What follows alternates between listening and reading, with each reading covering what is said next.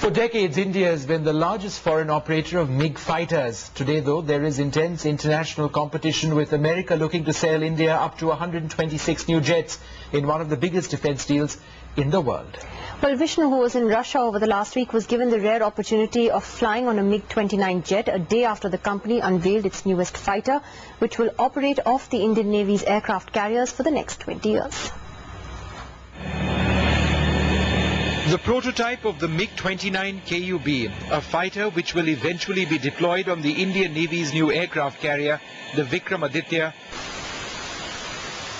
Russians sold it to India. When President Putin tried to convince India to buy 126 fighters very similar to this jet earlier in the week, he wasn't just looking to clinch an arms contract. The stakes were much, much higher. For companies such as MiG, the famed Russian jet manufacturer, India is their best bet for a secure future, since sales from their biggest customer, the Russian Air Forces, have all but dried up since the collapse of the Soviet Union. Это гордость, конечно, за всю нашу фирму, и, в общем-то, гордость за то, что военно-морские силы Индии поверили в нас. И я вижу, что мы сейчас оправдываем то, что они в нас поверили, и все будет хорошо. Today I would be privileged to fly a MiG-29UB trainer. My pilot would be this man, Oleg Antonovich, a distinguished test pilot and a hero of the Russian Federation. Now 58, Oleg started flying fast jets before I was born. Oleg would take me through the MiG-29's paces. The jet, designated by NATO as the Fulcrum, remains the most maneuverable fighter in the world, capable of flying at more than twice the speed of sound. There are few aircraft which have fascinated me more than the MiG-29. In fact, when the MiG-29 was introduced during the Soviet era, it was the one aircraft which the West came to fear perhaps the most. Over the years, the MiG-29 has evolved considerably. This particular aircraft that I've been given a sortie on is quite old. It's a two-seat trainer.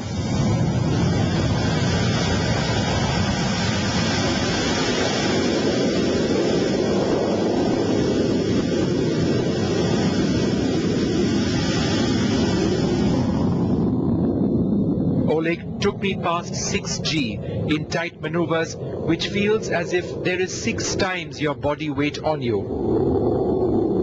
Without the help of a special G suit which I was wearing, I would have blacked out. After decades of flying, Oleg says he doesn't need a G suit at all. But the collapse of the Soviet Union hasn't been all bad for companies like MiG, whose engineers and pilots now have an idea of just where their technology stands at a global level. Я думаю, что мы были довольно-таки закрытой страной в советские времена и плохо знали авиацию других стран, вот как летчики-испытатели. С появлением возможности летать на других самолетах, теснее общаться с летчиками всего мира, значит, наш кругозор значительно расширился, и сейчас вот потенциально мы можем создавать технику более высокого уровня, чем это было тогда.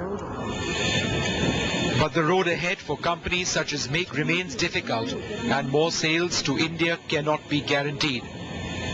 Today, the United States is a critical strategic partner, and Washington is sparing no effort to sell India its fighters, the F-16 and the F-18.